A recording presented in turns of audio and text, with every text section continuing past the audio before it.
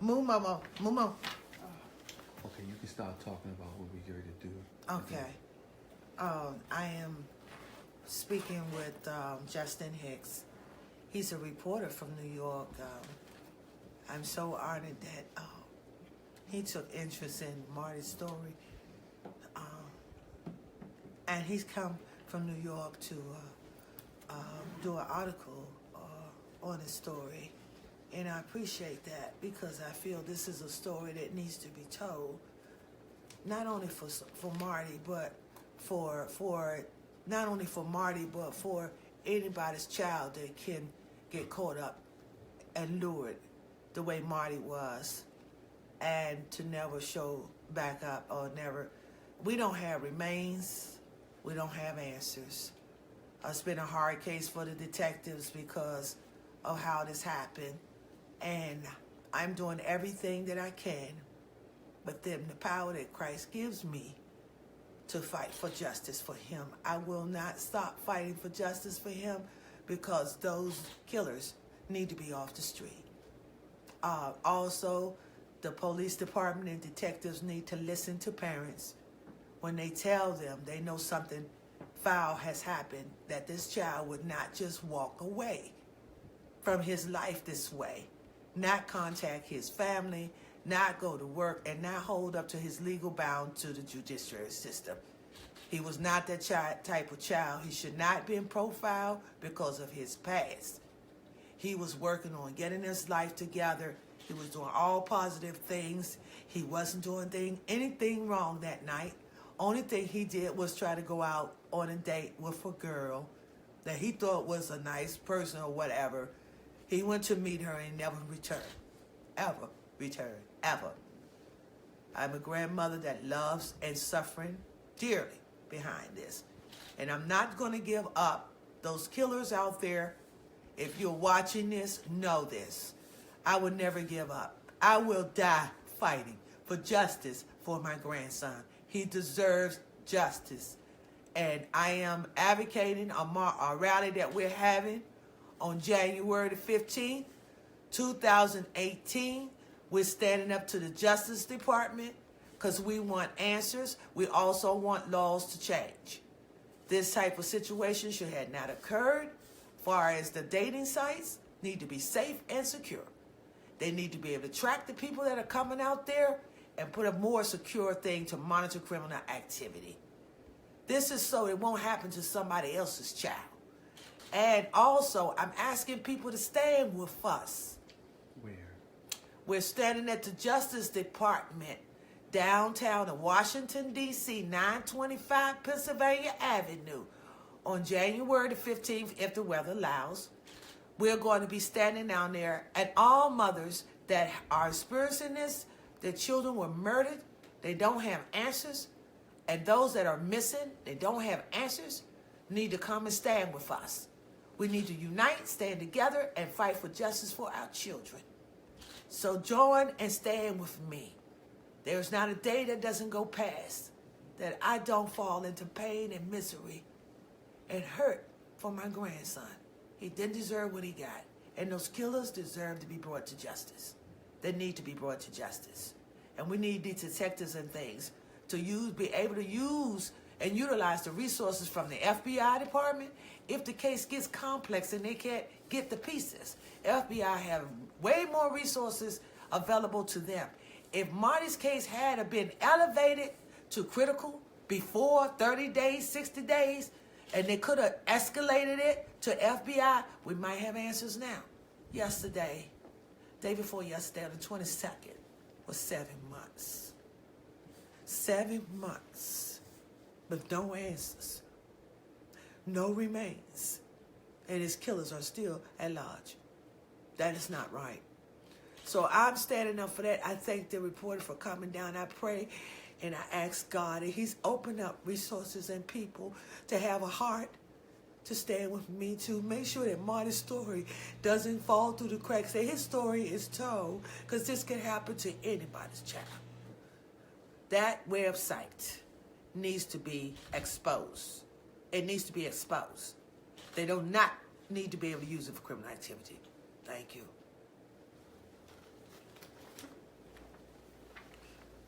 So, for my purposes, I just want to sort of. I'm actually going to record you on this. Okay. And just use audio here. Okay.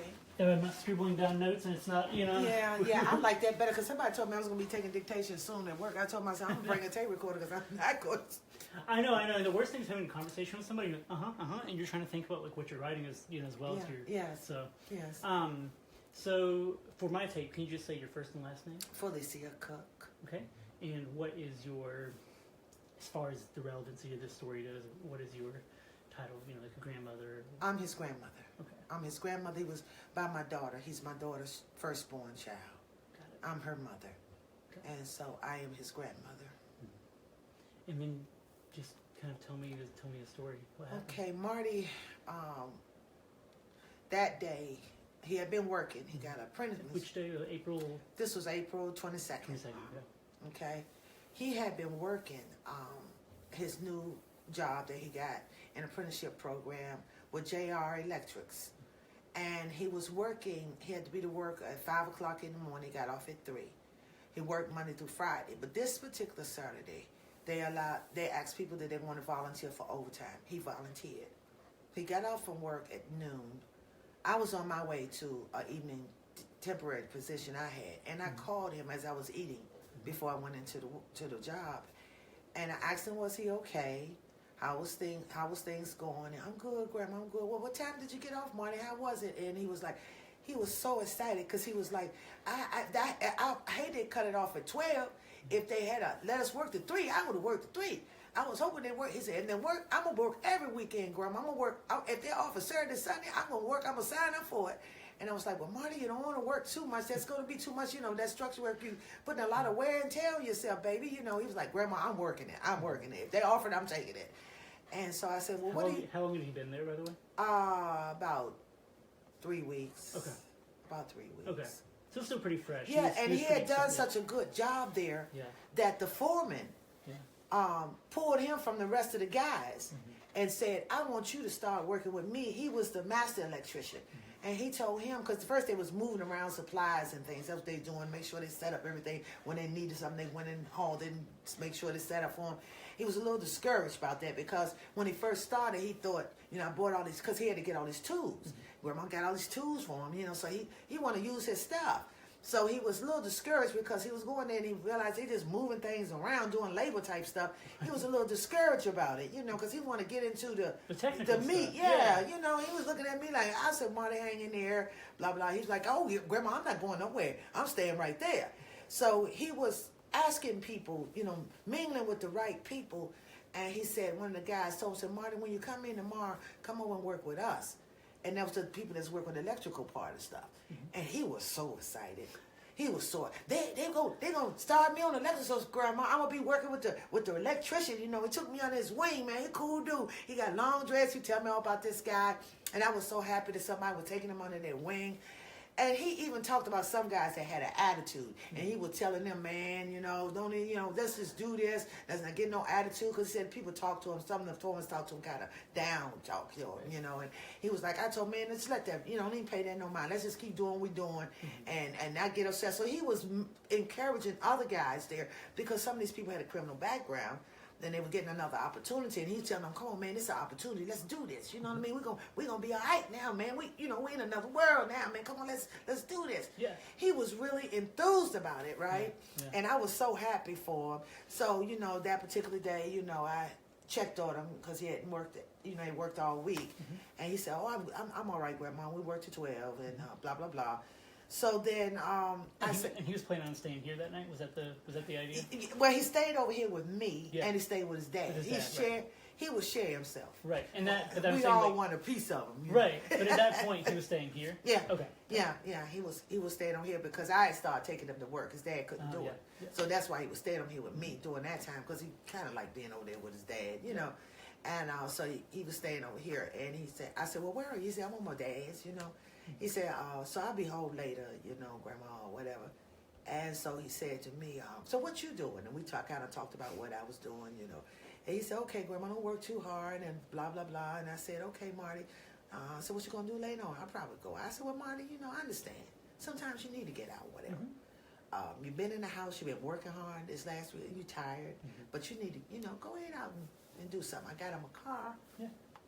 So he would drive this little car, And he want to show off to the girl. You don't want to meet the girl. I got a car now. I got something. Because he felt a little bad because he wasn't where some of the other relatives he had in the family was. Yeah. He cried one day at the dining room table talking to me about how he had messed up his life. He cried. Tears rolled down his eyes. And I told him, I said, let me tell you something, grandson. There is life after mess up. Mm-hmm. Don't you ever think that you messed up your life so bad that you'll never get straight. You will. You will. What made him think he messed up his life? Because he had felons.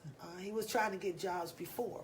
When he would get in trouble, he would try to get jobs, and then he would get discouraged, and he would go out and get with these guys or whatever, just don't have no life, and get in trouble. And I tried my best to keep him away from him, but when he got discouraged, he wasn't strong enough. Like we are, you get rejected, you get fired, or you don't get the job. We just keep looking. With him, he would get discouraged and go out into the streets, right? And I would fight with him on that. So when he was saying that to me, it's because he was feeling like, what's the use? Grandma, I messed up my life so bad. Well, I don't know if I ever have a life, right? And I told him that day, no, don't you feel like that. So I have motivational tapes and things, CDs. And as I would take him places, he'd be riding, we'd be listening to those. And I'm thinking he's not paying attention to it. But he was. Because I saw his notes and things, the things that he wrote down.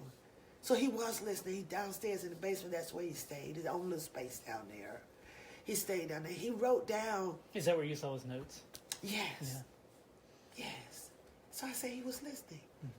He was writing down things, his goals. And then like they told him on the motivation, they say sometimes you have to have a plan.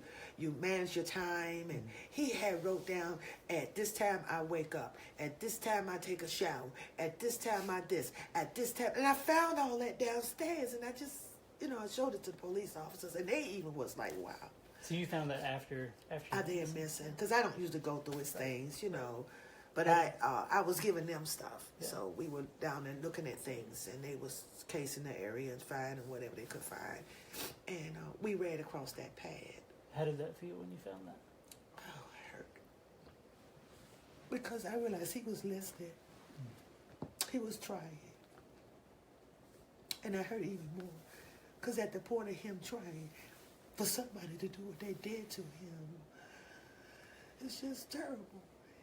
Because he was trying to get his life together. So when I saw that, I put it in the file cabinet with his other things, his accomplishments. Because I always hold on to his accomplishments, his things that he was doing positive, so the detectives and police can see he wasn't just a criminal.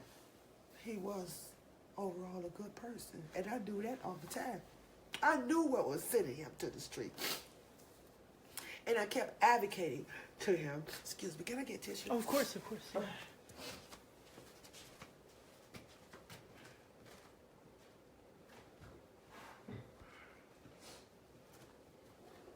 I knew what was pushing him out in the street.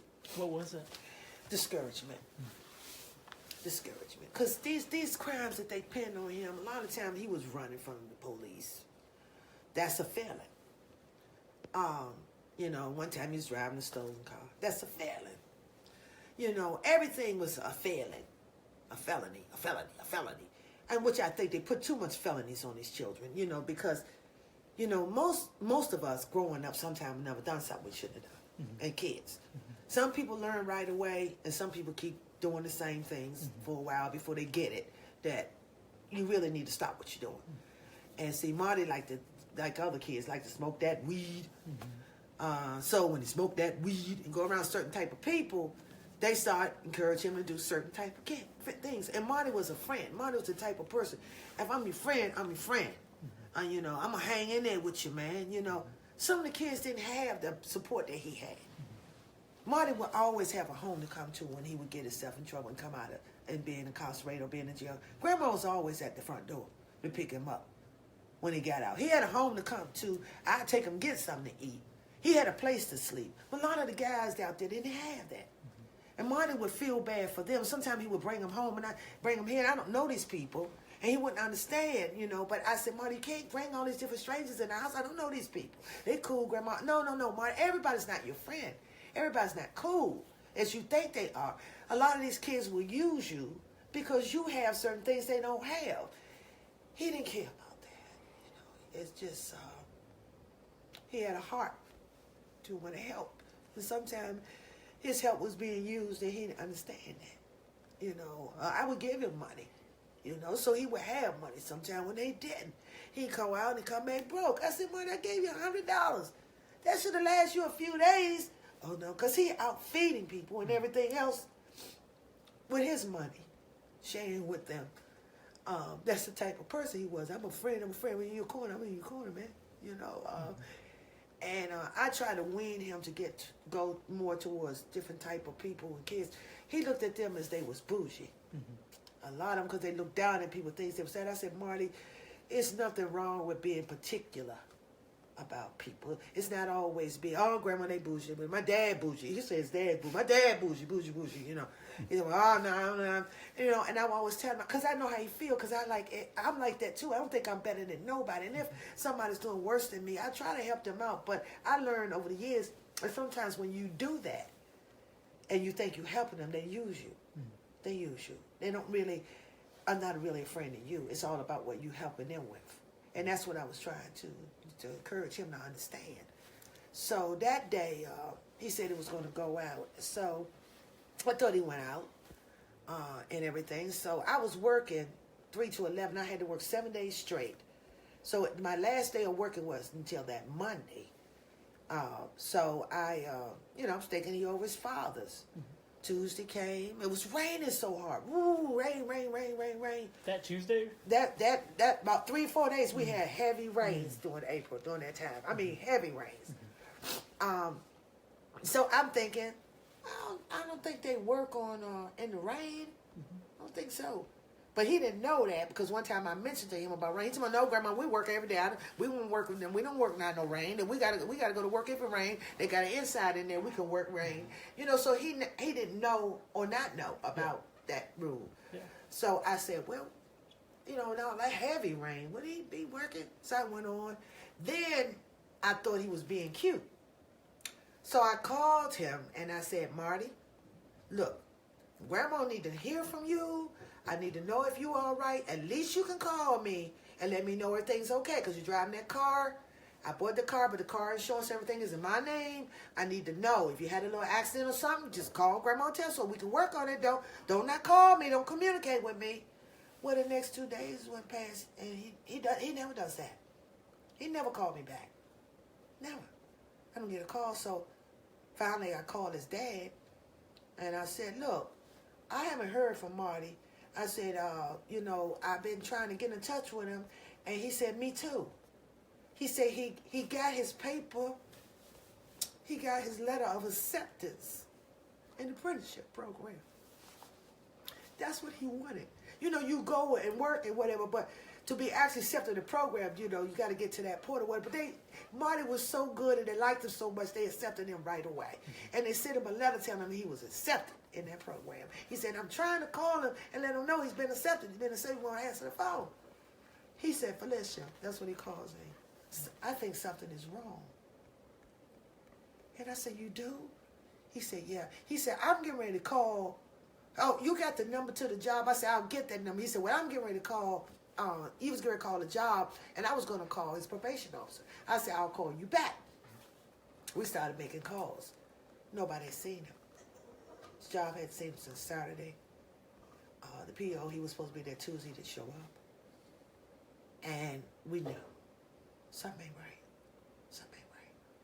So his father decided to call the police and report him as missing. And did he call the precinct or did he call the headquarters? he called the 911 number. 911. In D.C., because he lives in D.C. And they came out and he was giving them their report. In the meantime, I called my daughter. "You heard? He texted you?" She said, "No, but I'm on my way. I'm on my way up there." From Charlotte? Yeah. She said, "I'm on my way right now. I'm getting ready to come." Because she was also trying to get in touch with him and hadn't heard. No, anything. she didn't know that he was missing. She didn't know until I called her and I asked her, "Have you seen him?" And she said, "No." He texts me all the time. So then she just said on the phone just right away, "I'm on my way." And I was trying to tell her. She said, "I said I'm on my way." So then, she was driving up here, and she got here about 1 o'clock in the morning. And we were trying to figure out what was going on, and we started right away searching. She came up here, and I had a sofa bed chair at this time, and she pulled it out, and she lying on it. She started doing some stuff, going through his laptops, going through his phones, anything he had around here, any papers, pulling out phone numbers and telling the kids to call people. Just told them, get around the table and call everybody on that list. Every number you see on there, you call on that number. She was going through his stuff on the phones and stuff. So then that morning, she got up and she started looking around, driving around. And I started driving around, and, we were just driving around all night long, driving around all day, all night, looking for his car, looking for anything we could find. I went and had some flyers made up. I took the thing, and she made up the flyers. She made up something, and I went and had some copies, and we started posting them everywhere, putting them up on everywhere I could think of, everywhere we could think of. The meantime, she got with his father, and they went down to the police department because they hadn't heard anything. So days is passing now. They want to know what's going on. When they get down there, they find out it wasn't even assigned to anybody. They hadn't even started working on it. How many days had passed? About 3 days or so. When she got down there, they started telling her about that because the age he is and everything, that they don't put out this and that now until after 30 days. And she said, 30 days? What are you talking about, 30 days? And it was like, well, because most young people, blah, blah, blah, and they start telling her how they go off, and it's just too much, and they don't do all of that until that they have been missing for a while or something like that. So his father starts to cry. And he looks at the detective and he said, man, what if this was your son? You're talking about my son here. She said he just really broke down. And she said she felt sorry for him because she had to lift him up and tell him, help him to get himself together, which was so sad. And then a detective overheard them. And he came over to and told him and said, I'm going to take this case. I'm going to take this case. I'm going to work on it. A different detective than the one they were talking to. Yes. But the one that they was talking to was saying they couldn't do anything until after 30 days. And so when he saw Marty and them crying, he said he was getting ready to retire. He's not really working there anymore. He just did training other detectives on how to do their jobs. So he just overheard them and said, I'll take your case. I'll work on it. So after they left, they take everything, they're working on it. They're working on it. 2 weeks passed, we waiting to hear something. So I started talking to these private detectives because I was thinking about hiring a private detective and see what they could find out, right? And she used to work for MPD, 6th District. And I went over there to talk to him and so forth and so on. And so she told me, she said, well, I tell you what, we're not going to do anything with the case, charge or anything. And I'm like, we're going to do some research and help you out for free. There was some kind of spiritual people or something. And I said, okay. Do you remember who that was? I got her phone number. Deborah. That was her name. That's the only thing I remember. His first name was Deborah. Okay. And so she went down to the police department to see what she could find out. And she called me. And she said, Miss Cook, they haven't even signed Marty's case. I said, but the detective said he was going to, the detective said he was. She said, I don't care what he said. The case has not been assigned. I'm going to see what I can do to help you to push them to go ahead and get somebody working on that case.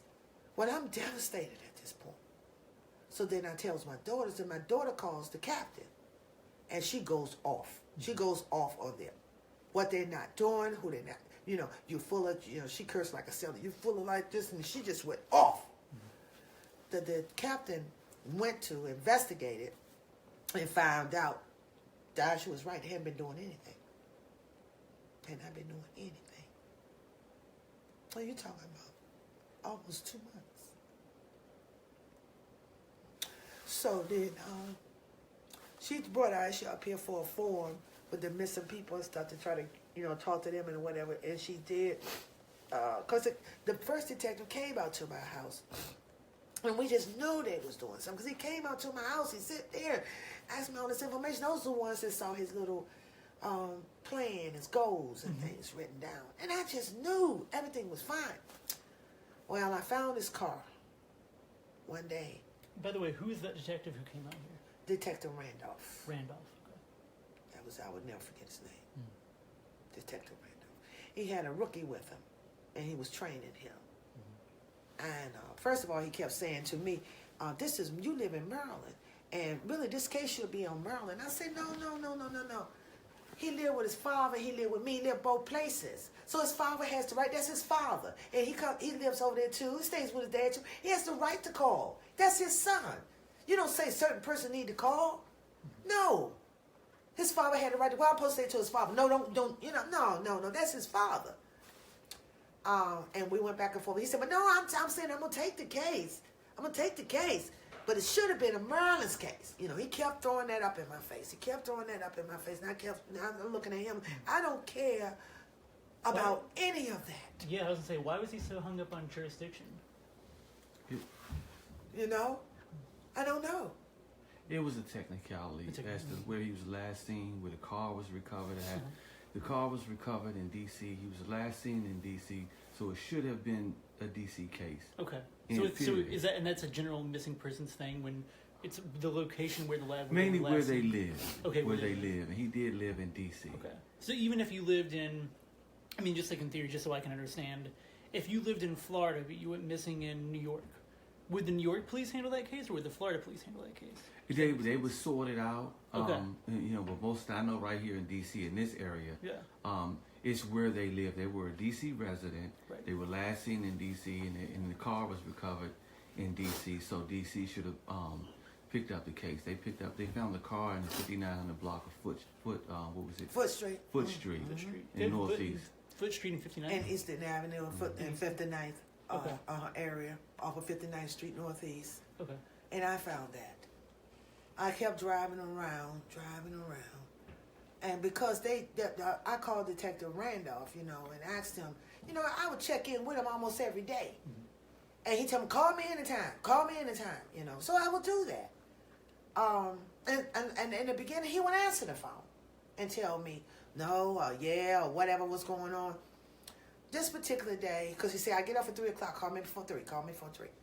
So I would call him, and I called him this particular day one day, and he told me, he said, by the way, we did get anonymous call tip. Now, this is anonymous now. It's not, you can't say the name and all that. I said, okay. What the tip say? Said his car was somewhere way out in Maryland somewhere, parked on some street. I'm jumps in my Jeep, and I'm running out there, and that address he gave me didn't exist. It's a lot of wooded area, though. And one of those, in this neighborhood way out there on Lanham, past Lanham, almost near Bowie. Okay. And I drove out there. It's a lot of, so my mind was going crazy. Is somebody trying to tell us this where they put his body? Or because the address didn't exist, but it was real woody. And by the way, how much time had passed at this point? Like a month? 2 months. 2 months? Okay. 2 months. Just about 2 months, yeah. This is June then? Yeah, this is like in, no. Maybe it wasn't 2 months. It was like the beginning of May. Okay. Maybe it wasn't. Maybe it was weeks. Okay. Because he went missing April 22nd, right, correct? Because the day that I found his car, that was the day that I got the call from my sister. Well, I didn't get a call. I called her because there was some other stuff going on. I called my sister to check, and she told my mother was in hospital, in critical condition. Because I was calling my mother that day to tell her that we had found his car. And that's when a whole nother episode kicked in. So that my mother died May the 7th. And so that had to be weeks. That had to be weeks. Okay. So he told me that, but then I called. He told me the car had pinged twice. Randolph told me, he said, the car pinged twice. I'm getting ready to get off from work, and I'm leaving at 3 o'clock, but they said the car pinged. I said, ping where? What is ping? First, I didn't know what ping. What is ping? Yeah, I don't know what ping means either. And he said that it was radared, picked up. It was operable in an area that, because it picks up on the police thing, Okay. on there that it was because I reported it stolen. Yeah. He didn't want me to do that. Mm-hmm. He told me don't do that. My mother told me do it, Mm-hmm. and I listened to my mother, and I did it, and they took it in Maryland, but it was a car in my name, and my insurance and everything, tags, everything in my name, because later on I will convert it over to Marty, you know. Mm-hmm. But so that's why the radar picked it up, Mm-hmm. and they didn't go after anything, but he just told me that and just left it at that. And first I didn't think about it. Then I was driving around, and something said, go over there by where he said it pinged at. So they said off of Texas Avenue, and then the second time, Texas Avenue, East Capitol Street, or something like that. Then he said the next time it was like over there off Eastern Avenue, in that area. So I drove those areas.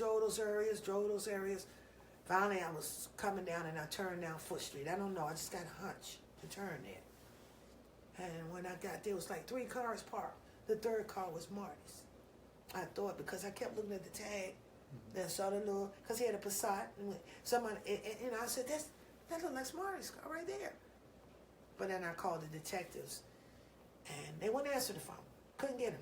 So then I called Deborah, the private eye person, who said she would help me out if I ever needed anything. I called her, and I told her, she said, look, don't touch anything, don't go anywhere, don't get out the car, just stay there and be safe.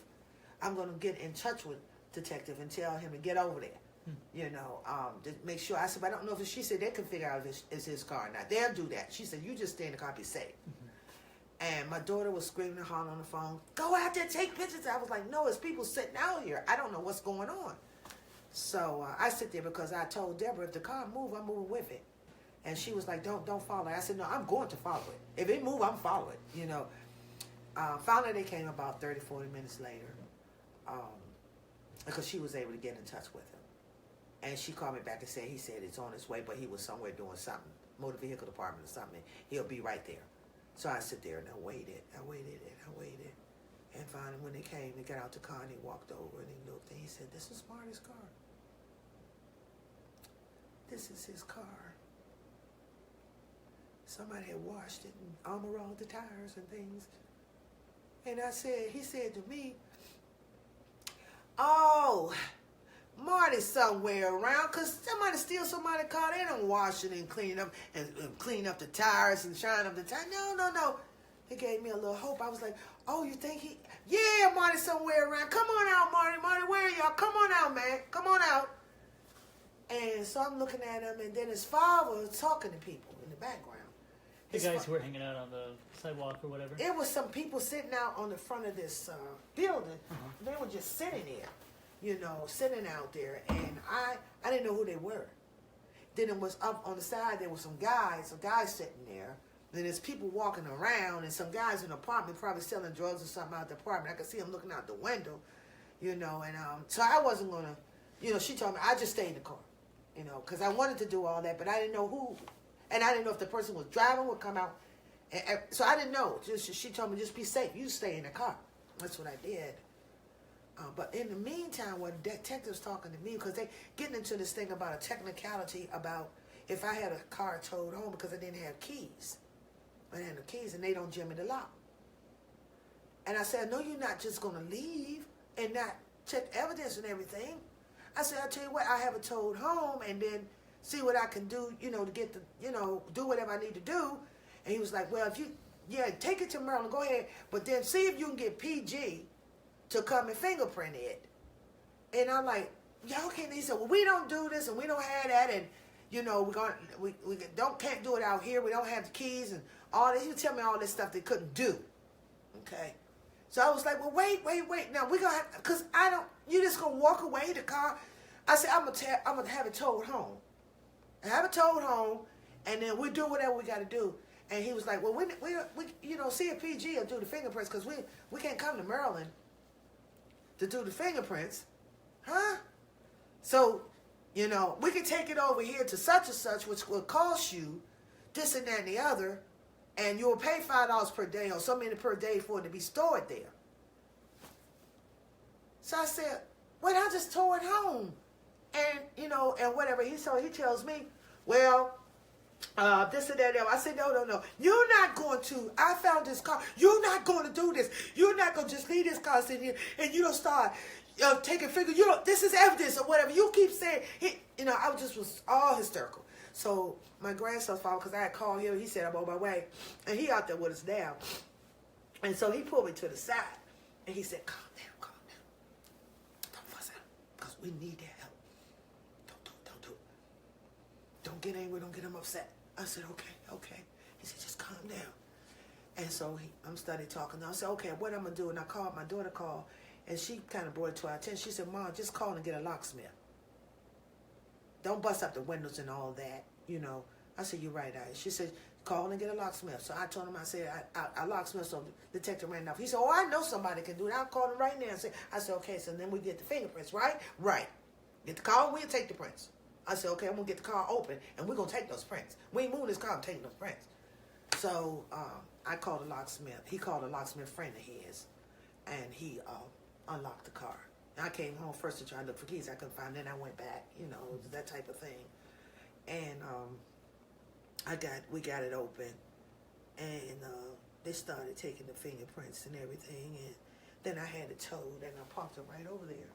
But I bought a cover and put a Jimmy thing on it because I didn't know. We don't have keys, and the people who have the car got the keys or whatever. They know where he live because he might have ID on him or something, and they know where he live or whatever, trying to come and take the car back.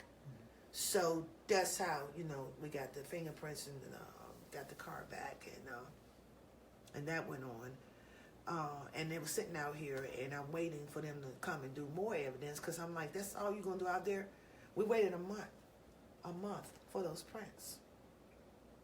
We're waiting around. Meantime, we still don't know nothing. We don't know nothing. And we're not hearing nothing. And we calling every day, every other day, asking them about them prints. What did you get? What did you get? We were so hoping that it was just all Marty's prints. Yeah, maybe he was somewhere or something, Maybe he did. I'm trying to think. Maybe he did mess up or something. Maybe he don't want to come around because he think we're going to take the car. Maybe he thinking Grandma will be mad. I'm not going to be, maybe he thinking a lot of things, So I'm thinking, I'm holding on to a little bit of hope. But Marty pulled me to the side. His father named Marty, too. He pulls me to the side and whispered in my ear when we was out there. Marty wasn't driving that car. And I said, how do you know?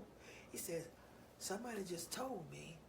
They described the person that got out the car that was driving it, and it wasn't Marty. Said it was a short dumpy dude with dreads. I said, what? He said, that's what I was just told. Marty wasn't driving that car.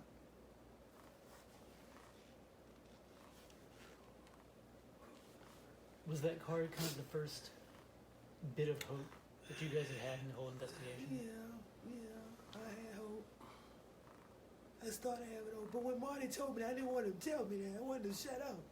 Because I wanted to believe what the detective was saying, that Marty was somewhere, I felt maybe he messed up, maybe, But I knew when I came out, Marty wouldn't give his car to nobody. I knew that. He would not do that. He just had his little car. When I first got me sitting outside in the car reading the little manual and everything. He was so excited. I knew that. Marty was right about what he was saying, that it wasn't Marty. I was like, oh, God, no, don't tell me that. No. But his father said it. Marty wasn't driving that car. Felicia, Marty wasn't driving that car. They didn't talk to detectives, though. They told Marty that, told Big Marty that, but they didn't say nothing to him. They was walking around, they was looking because everybody came out the neighborhood. Then when they opened up the car, the detectives out there, the police out there taking fingerprint, whole neighborhood watching. Everybody coming out the door and everything, looking around. And there's police lights on and everything like that. No, it had a lights on. No It lights, just had okay. 2 or 3 police cars out there, another kind of detective car out there. Mm-hmm. Detective Randall's car was out there, and then the tow truck came. It was sitting there, so it was a lot of confusion. Stuff going on in the middle of the street. I'm hollering and screaming and crying because I'm going back and forth with Detective Randall. That's what he started telling me. Don't tell me how to do my job. Don't tell me how to do my job. I said, I'm not trying to tell you how to do your job. This is my grandson you're talking about.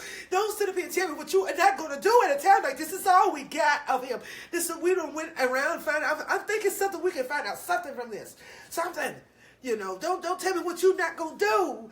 You know, I'm saying, all I'm asking you, you know, is asking him certain things. And I said, that's all I'm doing. I'm not trying to tell you how to do your job. So I started crying and everything. And that's when, you know, Marty pulled me to the side. Calm down, calm down. Don't upset him. Don't upset him. Because we need their help. We need them, Felicia. I said, okay, Marty. Then he said, that's when after that he told me, he said, Marty was driving the car. Marty was driving the car.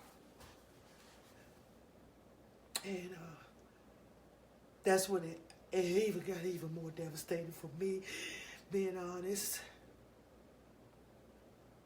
I didn't say it to my daughter and Marty, but that's what I knew. 9 times out of 10, Marty was gone. Something had happened to Marty, and it wasn't something that he could come back from. That's when I knew that. I knew it. I felt it.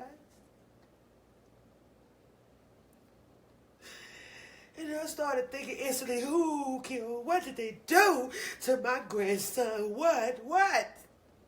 But in the meantime, I'm going through all this confusion with the detective. They looking all nonchalant, lackadaisical. I wanted to go off.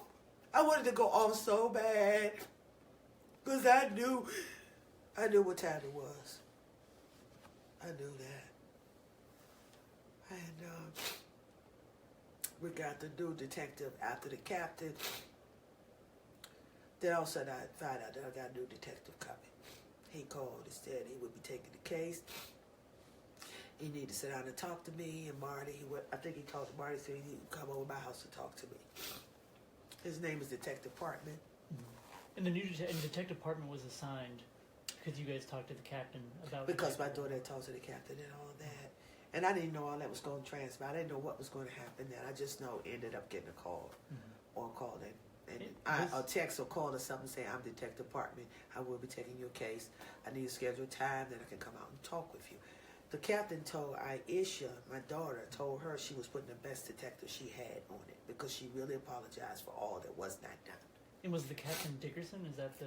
I don't know her name. Chanel What's her Dickerson name? or something like that? Commander Dickerson. Commander Dickerson. Yeah, Okay. Commander Dixon. And she put Partman on the case. And he came out, and he and another detective, we talked, we had a good conversation. He understood everything I was talking about with Detective Randolph. And he just kind of said, I'm sorry, I know what you went through, I know him, I work with him years, I know, you don't even have to explain to me, I already know. I'm going to have to start this case from the beginning. He said, now I've got some stuff from him, but we're going to have to build this up from the beginning and so forth and so on. And he said, not that they're not giving me stuff, but there's so many, nothing's there. So. And you're now maybe like a month in or something? Oh, this was more than a month. This was like two months or more. Now that was 2 months or more. Okay. Because, yeah, they started, was it 2 months? Maybe 2 months. Right, yeah. Because we was doing everything with my mom's thing, and I was going back from North Carolina. And, yeah. And we had that conversation. He picked up the case. And I kept talking to him about the car. The car sit here for 30 days. When you want to use this car and get everything you can get out of it? You don't know what else evidence and stuff is in there. I haven't touched anything. I put a cover on it so it won't be messed with. Lock the steering wheel, everything down to make sure that nothing moves in here. Because I want you to go through every nook and cranny that's in this car. Because it has to be something in there that shows if somebody was driving somebody, there's got to be something in there. Because after waiting a month for the fingerprints, he had to fight to get the fingerprints. It took him a while. Partman. Yeah.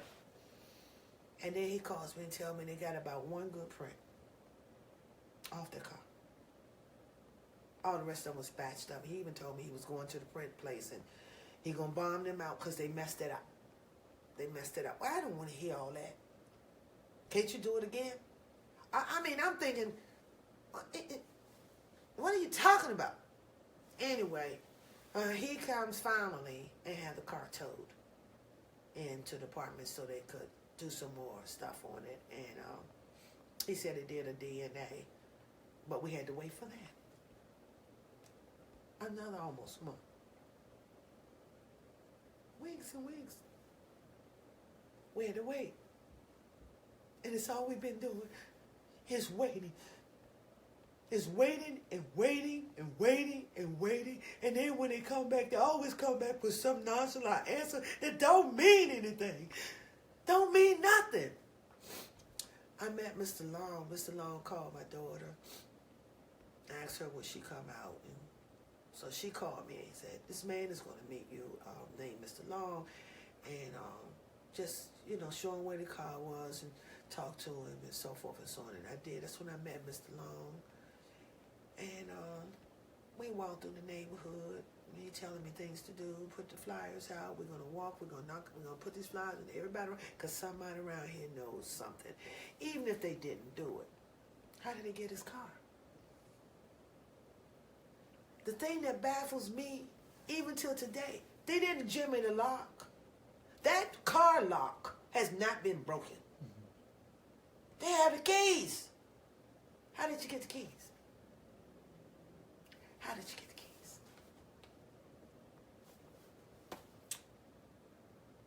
So whoever was driving that car, and the first person was driving that car, or gave the car to somebody to drive, had to do the crime. Mm-hmm. So where did you get it from? Now they're gonna tell me they had some people he was interrogating or whatever. This girl on Plenty of Fish, because we put her out. We blasted my daughter. She blasted that girl because that's who he met on Plenty of Fish. That's the last text, and we found that out because my daughter did all the evidence. Mm-hmm. She pulled all that stuff together. She sat here all night long as she drove up here and went through everything that boy had, everything. Mm-hmm. Called people, all that. Inboxing people on Facebook saying you got any information, I'll give you $30, I'll give you $25. Tell me something about this girl. Mm-hmm. Well, who is this girl? What was her name? Her name is Shania Davis. My daughter found that out from the phone number that he texted, his last text to her. Mm. She looked it up on the internet. Yeah, I don't know how she ended up getting, but she took that phone number because I was standing there when she was going through all these changes right here. She was just going, and I said, how in the world you going? I couldn't get it. I don't know how you going to do that. Next thing I know, she jumped up. She said her name is Shania Davis. I said, what? She said, yeah, and I'm on my way over there. She's from Bird Farms. She knew her address and everything. Everything. Grandmother's address. This other guy, she go over his house or whatever. Somebody named Greg something, saying something. She found that out. She went to their house trying to find them. And I was trying to hold her down because I didn't want her to get hurt. But she was on the go, plugging in the information. Detectives kept saying to me, tell your daughter to give us that information. The private eyes were telling me that. She said, I'm not giving them nothing. I'm not giving them nothing. Why not? She didn't want to she said because she didn't trust them with it, or they was going to, she wanted to pull it all together. She didn't trust them because she said they wasn't doing anything. You see what I'm saying? She just didn't trust them, and I kept telling her, Aisha, please give them information, please. So what I was doing with the private eyes, I would talk to Aisha about something. I get the information from Aisha, and I call them and tell them. Because she wouldn't even talk to them at first, the private eyes. I told her she didn't want a private eye. I said, no, I want a private eye. Let's put a private eye on there. Because then they can find out stuff that the police is not finding out, because they was for me, they don't have time. They don't spend that kind of time on cases like that. She told me that. She said, they got these many cases to work. They're only going to spend this amount of time on Marty.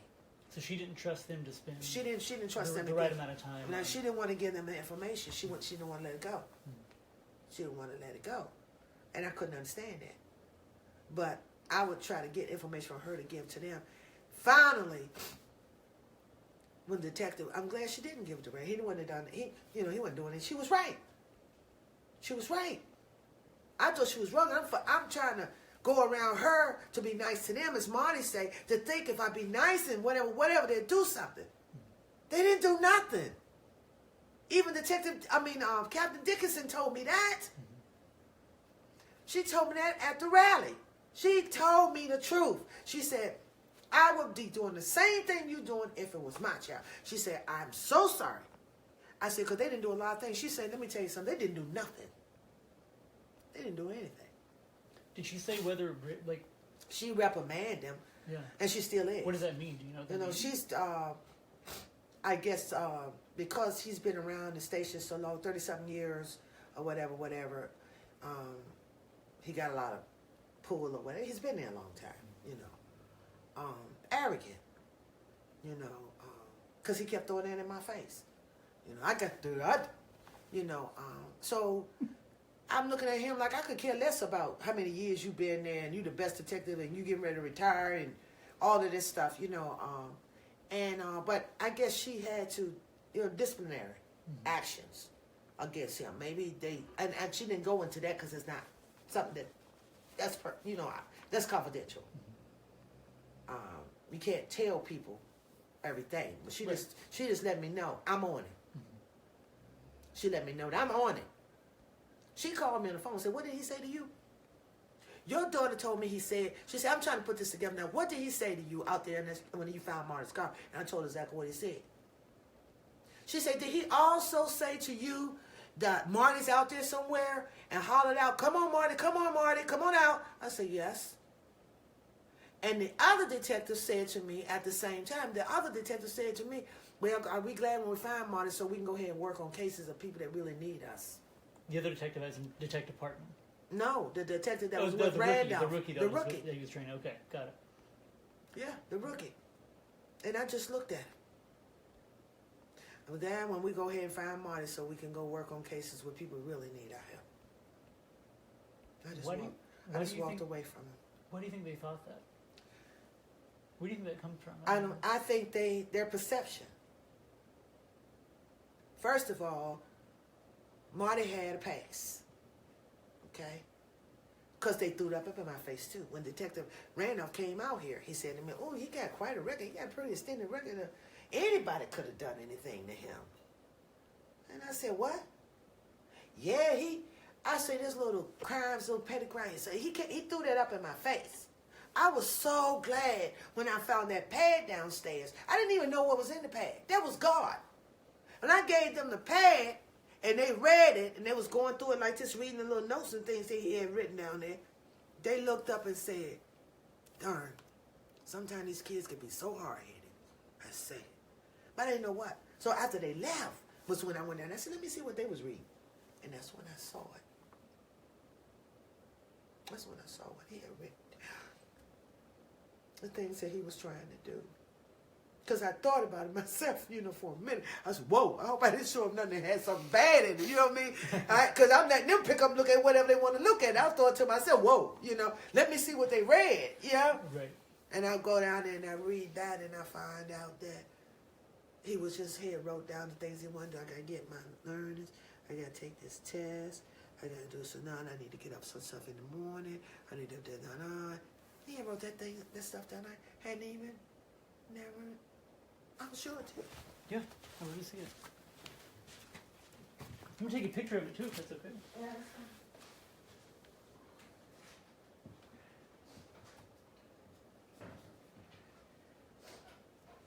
This was his little pad. His little name on it, everything, his little things. See? School, computer, trade.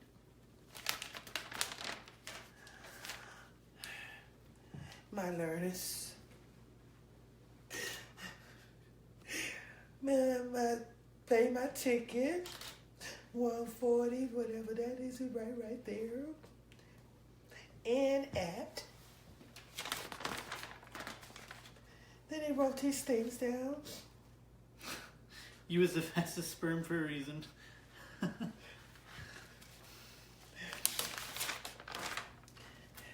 What is this? My name is... Yes, dear, he was writing someone.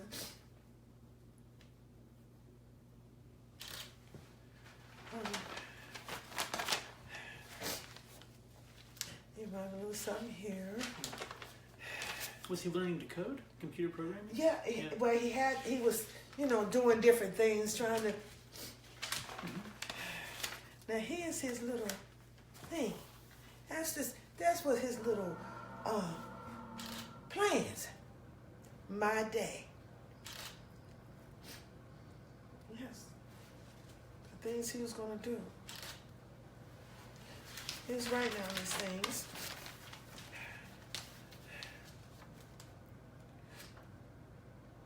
He'd write down those little things. What does this mean? Do you know legal hustle? Do you know what that means? No.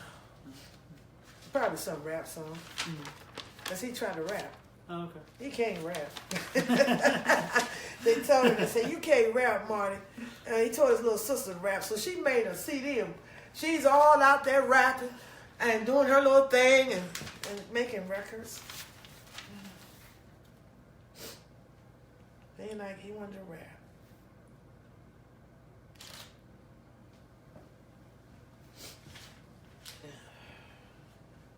He was writing things.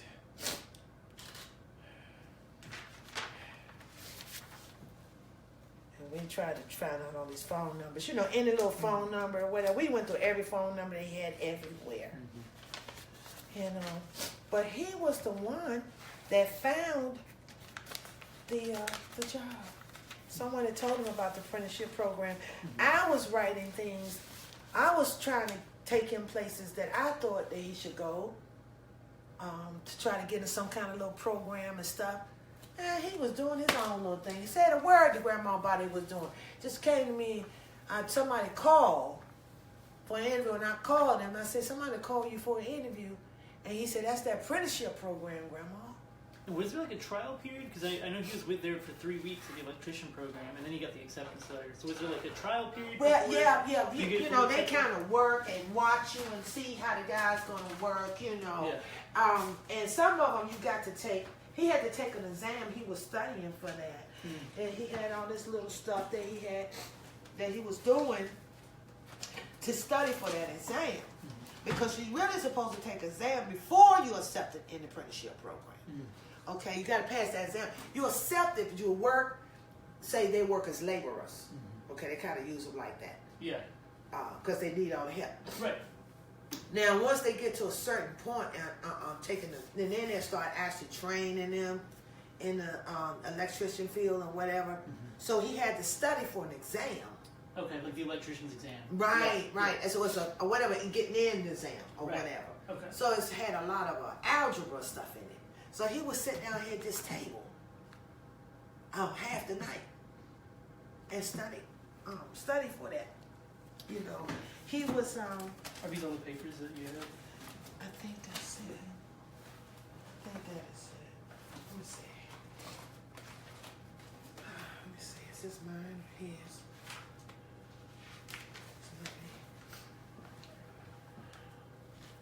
Maybe his. Man, it kind of mixed up. Yeah, it's kind of mixed up. Well, the kids wrote down these phone numbers. No, these are the numbers that the kids was writing down, his sisters and brothers, and we was calling. These are the notes? These are notes when we was doing the research, calling all these numbers. And we wrote down what they said. I don't know him. No answer, no answer, no answer. Talk one time. We had them all around the table in here, and everybody was calling. All these names and things of people that we called. Moja move. And then we wrote down the things like she said, come on, you know, things like that. All of this, I guess this is some of the notes that they didn't get from us. But this is, you know, we was pulling all this stuff together. This is some of my daughter's stuff that she was doing to do the research.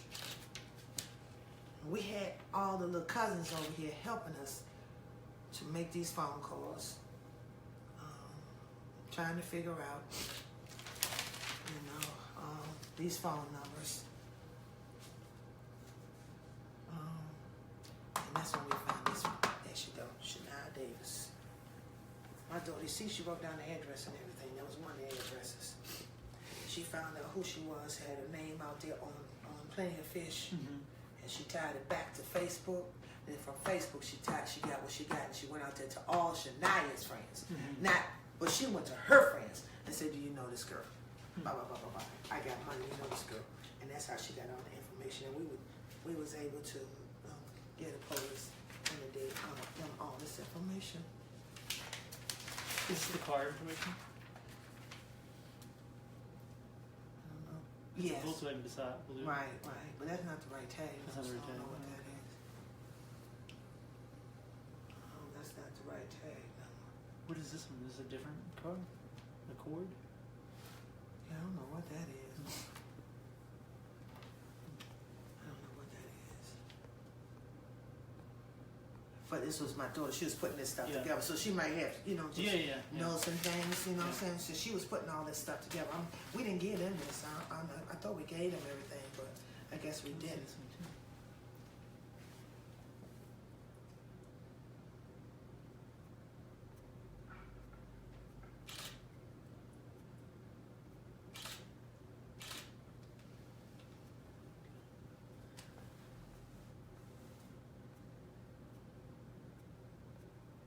So specific.